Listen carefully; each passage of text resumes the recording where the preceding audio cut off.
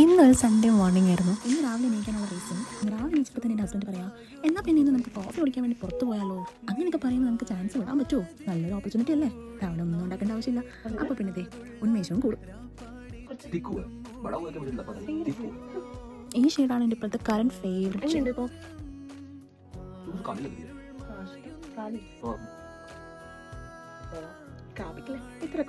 നമുക്ക് തോന്നും നമ്മൾക്കാണ് നല്ലതാണ്, പക്ഷെ നമ്മുടെ ഹസ്ബൻഡിനോട് ചോദിക്കുമ്പോൾ അവർക്ക് അഭിപ്രായം വേറെ എന്തെങ്കിലും അപ്പോൾ ചോദിക്കാതിരിക്കാം. ഇപ്പം മനസ്സിലായല്ലേ ഇന്നത്തെ സൺഡേക്ക് ചെറിയൊരു പ്രത്യേകത ഉണ്ടെന്ന്. എന്നും രാവിലെ എണീച്ച് ബ്രേക്ക്ഫാസ്റ്റ് ഉണ്ടാക്കി കൊടുക്കാമല്ലാതെ ഇങ്ങനെ ചെറിയ ചെറിയ കോഫി ഡേറ്റ്സ് ഒക്കെ ഉണ്ടാവണം ജീവിതത്തിൽ.